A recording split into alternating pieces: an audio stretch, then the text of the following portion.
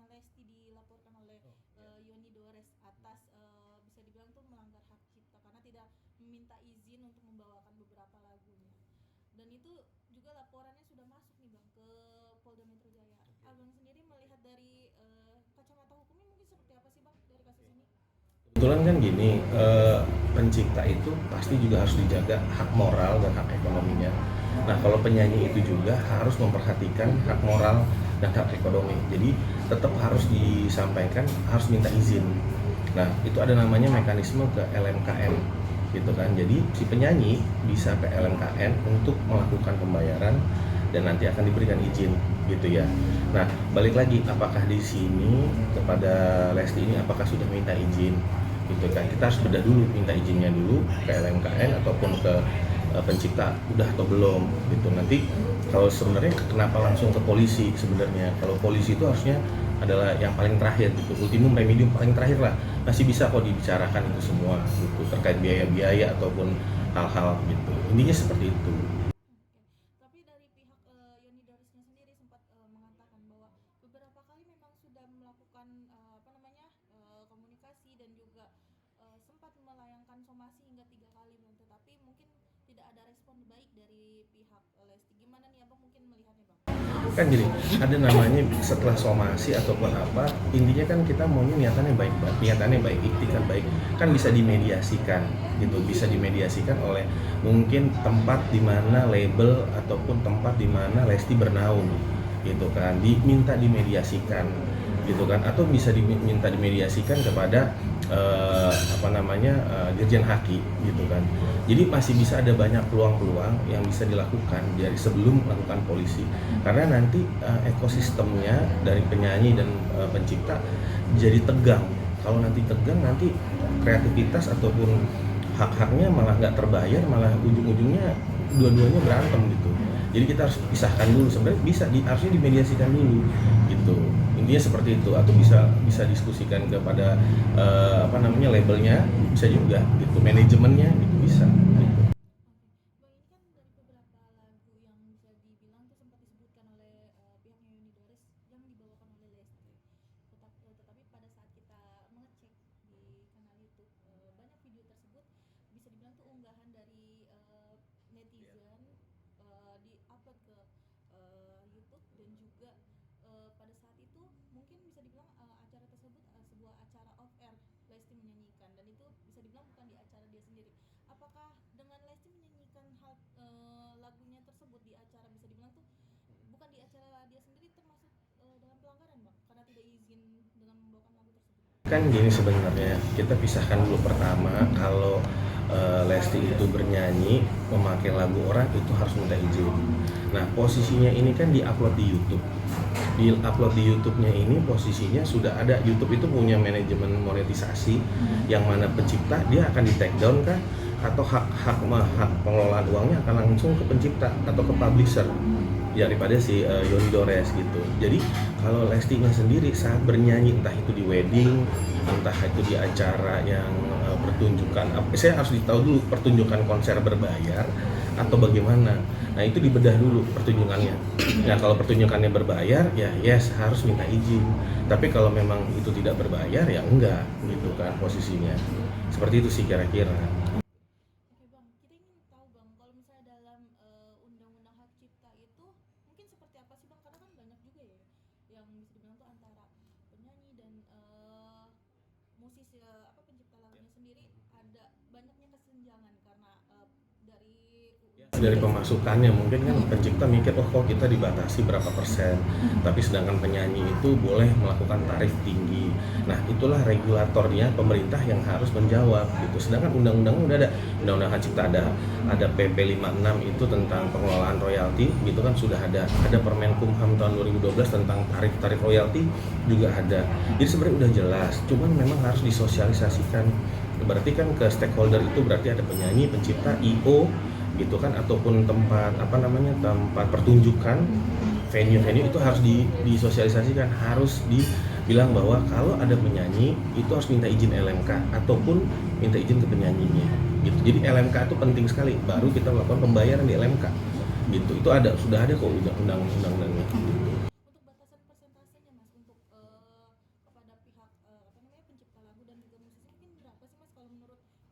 Saya mungkin sendiri. kita balik lagi ya di sini keputusan LMKN ada lampiran Kemenkumham RI nomor tahun 2016. Itu di sini ada dasar penerapan tarif royalti.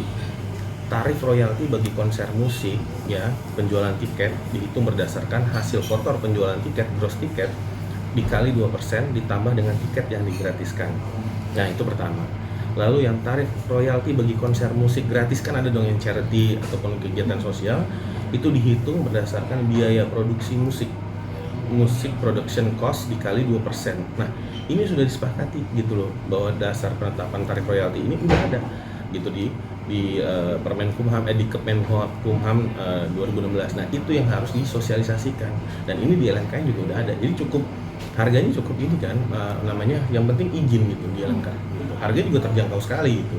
Jadi intinya pencipta harus dihargai haknya, hak moral dan hak ekonominya. Penyanyi dan IO atau event organizer dia juga harus paham nih terkait tarif-tarif ini. Jadi semuanya happy gitu. Jadi nggak ada yang kepidana gitu, apalagi ini pelaku pertunjukan, performing rights gitu kira-kira. Cukup disayangkan juga nggak sih Bang, bisa dibilang tuh ini malah berakhir ke ranah pidana ya Bang ya? Pastinya gini, kalau ke ranah pidana kan ujung-ujungnya apa? Pasti ada yang terlapor dan pelapor sampai ada yang dipenjara atau enggak. Nah, justru kita jadi mikir gitu, kalau ke kreativitas sampai menciptakan lagu atau membawakan lagu itu kan saling berdampak. Contoh, lagu ini kalau nggak dibawakan sama penyanyi A juga nggak kawin. Tapi kalau penciptanya juga nggak bagus, menciptakannya juga penyanyinya nggak oke, jadi ini saling kawin antara pencipta sama penyanyi. Jadi banyak lagu-lagu yang dinyanyikan oleh penyanyi, pencipta dilakukan oleh penyanyi malah meledak. Jadi ini emang satu satu simbiosis yang memang saling menguntungkan sebenarnya. Cuman harus saling bisa menghargai, kalau enggak ekosistemnya jelek. Nanti buruk, misalnya ada orang mau nyanyi takut, penyanyi takut disomasi, takut dilapor pidana segala macam. Padahal pemerintah harus mensosialisasikan LMK pasal 23 dan 23 pasal 9 pasal 23 Undang-Undang Cipta itu jelas minta izin, bayar, baru kita pakai. Intinya seperti itu. Oke Mas, mungkin jika terbukti memang Lesti tidak melakukan hal tersebut kepada pencipta seperti minta izin tersebut, mungkin Lesti dapat dijatuhi pasal berapa sih Bang? Ya kalau nggak minta izin mungkin ada pasal-pasal pidana, pasal 112, 113, 115. Cuman kan di dalam namanya laporan polisi ada namanya RJ, Restoratif Justice. Ini kan permasalahan adanya memberikan apresiasi penghargaan moral kepada pencipta dan minta izin. Ya itu bisa dilakukan saling berdamai sebenarnya. Gitu. Jadi nanti tarifnya kan bisa dihitung gitu. Jadi ini bisa didamaikan gitu. Jangan dibola saljukan makin besar malah jadi nggak ada ujungnya. Nanti kasihan imbasnya ke ekosistem musik gitu. Melihat bisa dibilang tuh banyak juga Mas yang mengcover lagu milik Yoni Doris, tetapi yang dilaporkan hanya Lesti. Gimana nih Mas mungkin melihatnya? Kan kita lihat ya memang mungkin Lesti ini punya daya tarik ataupun masa ataupun banyak sekali jangkauannya dari ujung Indonesia gitu. Jadi mungkin inilah salah satu pembelajaran. Tapi sebenarnya gini, dari Lestinya sendiri mungkin belum tersosialisasikan tentang LMKN, minta izin pasal 23 ayat 5 dan sebagainya, itu harus disosialisasikan oleh pemerintah gitu, ataupun konsultan HKI mengambil peran kepada vendor, kepada pelaku pertunjukan, yaitu IO itu tempat venue. Nah itu harus dibicarakan satu masif gitu. Kalau enggak ya gini-gini terus nanti, kasihan penyanyinya takut terus, besok-besok nggak ada yang mau nyanyi gimana? Kalau pencipta nyiptain lagu tapi nggak ada yang mau nyanyiin gimana? Gitu. Balik lagi kan ini kan saling ketergantungan kayak kawin gitu. Lagi pula kalau misalnya penyanyi nggak menghargai pencipta, kalau nggak dibuat juga dia mau nyanyi pakai apa? Nah, jadi ini sebenarnya saling ketergantungan sih. Jadi saya berharap sih ini bisa didamaikan sih. Gitu. Melihat bisa dibilang tuh semakin banyak ya Mas kasus serupa seperti ini di industri musik kita. Mungkin cukup prihatin nggak sih Mas? Pastinya prihatin ya, karena kan gini, nggak semua musisi ataupun penyanyi itu paham tentang hal-hal seperti ini.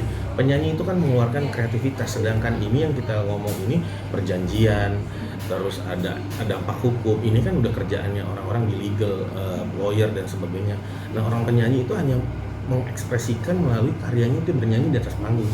Pencipta juga. Nah inilah butuh adanya penyuluhan, sosialisasi. Kalau enggak ya pasti begini-gini terus gitu. Nah inilah yang lagi diujikan di Mahkamah Konstitusi, apakah ada licensing, apakah sudah ada. Ya menurut saya pribadi ini sudah benar, tinggal bagaimana LMKN bersama LMK itu harus penyuluhan ke semua pelaku industri musik, IO, penyanyi, pencipta, tempat venue gitu kan, atau vendor-vendor di situ yang ada bergabung dalam satu konsep itu kan, itu harus di penyuluhan, ibaratnya bikin rakernas lah, biar tahu satu visi misi gitu, bayar minta izin gitu. Oke Mas, mungkin kalau dari Mas sendiri sebagai praktisi hukum, apa sih hal yang perlu dilakukan Lesti nih nanti ke depannya dengan menghadapi bisa bilang tuh berpolemik dengan Mas Yoni Dores sendiri? Pertama kan ini masalah administrasi gitu. Kita lihat apakah ada itikat buruk daripada Lesti. Pertama, kita harus cek dulu rangkaian ceritanya sampai dilaporkan bagaimana menyanyikannya, apakah berbayar atau tidak. Itu dulu pertama, lihat dulu rangkaiannya. Yang kedua, upayakan perdamaian, karena menurut saya ini menang jadi arang, kalah jadi abu juga gitu posisinya. Jadi saran saya sih lebih baik dimediasikan di kepolisian, RJ, berapa sih tarif, dan tinggal dipublish kan, tinggal minta maaf dan tidak ngomong lagi, dan dikasih penghargaan kepada apresiasi kepada pencipta lagu gitu, udah gitu. Jadi nominalnya kan juga bisa terukur, nominal yang diminta gitu kan, begitu bisa dihitung gitu, intinya gitu sih.